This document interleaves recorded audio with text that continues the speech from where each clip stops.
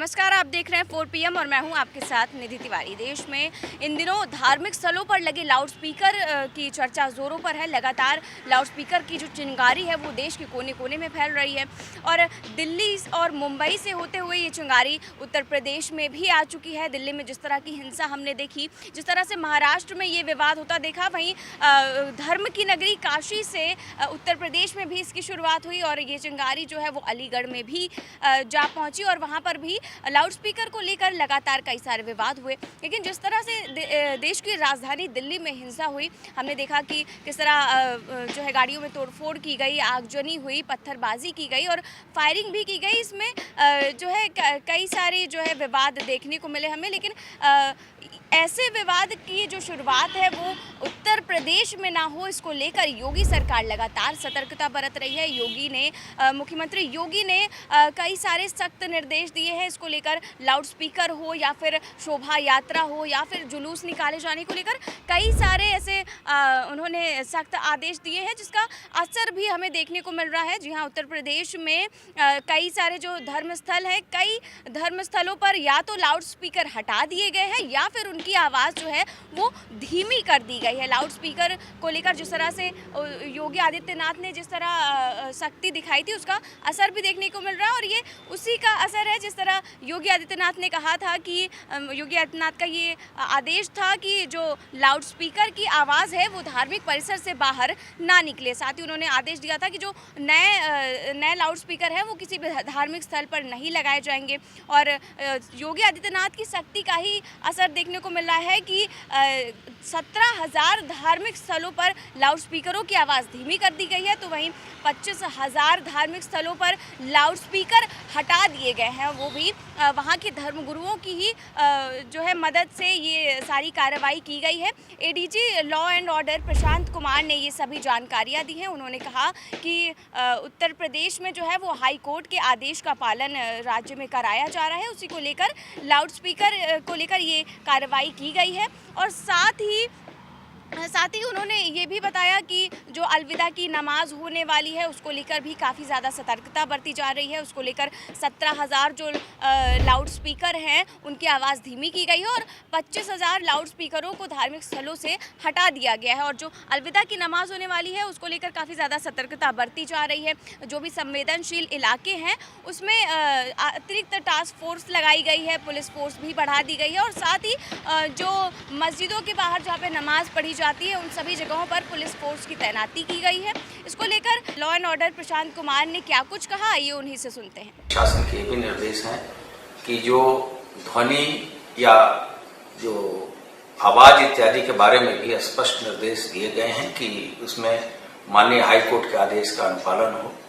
इन सभी चीजों को रखते हुए और अलविदा की नमाज तथा इसके पहले जो अन्य धर्मों के भी त्योहार हुए हैं उसके अनुपालन में लगभग 37,344 धर्मगुरुओं से हम लोगों की वार्ता हो गई है। कुछ धर्मगुरुओं से वार्ता होनी शेष है तथा लगभग हम लोग 125 लाउडस्पीकर हम लोगों ने उतरवा लिए हैं और लोगों ने स्वेच्छा से ही जहां आवाज कम की है उनकी संख्या लगभग 17,000 ऐसे PA सिस्टम है जिसकी आवाज कम की गई है। अलविदा की नमाज लगभग 31,000 जगहों पे होनी है और इसके अतिरिक्त जो ईदगाहों में नमाज पढ़ी जाएगी वो 7,500 हैं और मस्जिदों में जो नमाज पढ़ी जाएगी वो लगभग 20,000 है। जो हमारे परंपरागत रूप से संवेदनशील जनपद हैं वहाँ विशेष प्रबंध किए गए हैं और हम लोगों ने जो फोर्स लगाया है लगभग 47-48 कंपनी PSC लगाई है, 7 कंपनी CAPF भी लगी है।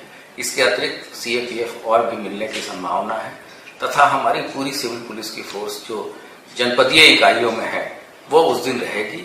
इस संबंध में सभी पीस कमेटी की मीटिंग भी करा ली गई है और ये सुनिश्चित कराया जा रहा है कि जैसे पूर्व में सभी त्योहार शांतिपूर्ण तरीके से और परंपरागत ढंग से किए गए हैं, आने वाला त्योहार भी उसी तरीके से आपसी भाईचारा के साथ संपन्न हो। तो आपने सुन लिया कि ADG law and order Prashant Kumar ने क्या कुछ कहा, किस तरह से राज्य में जो है वो ईद की तैयारियां चल रही हैं, किस तरह से अक्षय तृतीया को लेकर भी काफ़ी ज़्यादा सतर्कता बरती जा रही है, क्योंकि ये माना जा रहा है कि 3 मई को ईद है, तो उसी दिन जो है हिंदुओं का जो त्यौहार है अक्षय तृतीया वो भी आ सकता है। इसको लेकर लगातार सतर्कता बरती जा रही है पुलिस प्रशासन की ओर से। योगी सरकार भी लगातार इस चीज़ को लेकर सतर्क है। वहीं जो श्री कृष्ण भूमि है उन्होंने भी एक मिसाल पेश की है। जी हाँ, उन्होंने लाउड स्पीकर जो है वहाँ पर हटवा दिया गया है। इसके साथ ही गोरखनाथ मंदिर में भी लाउड स्पीकर की आवाज़ जो है वो धीमी कर दी गई है।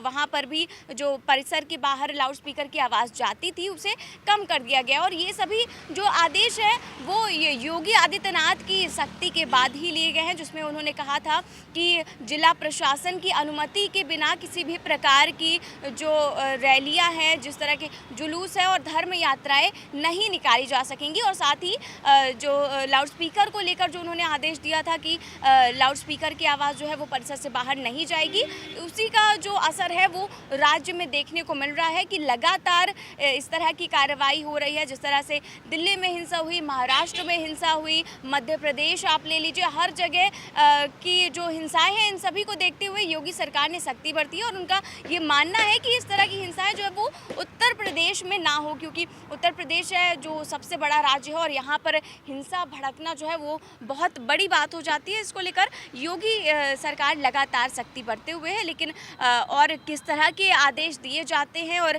किस तरह जो है ईद पर क्या शांति व्यवस्था बरकरार रहती है इसी तरह की, या फिर किसी तरह का धार्मिक सौहार्द देखने को मिलता है, ये सब तो देखने वाली बात होगी। इस खबर में बस इतना ही। देश और दुनिया की तमाम बड़ी खबरें जानने के लिए बने रहिए 4 PM के साथ। नमस्कार।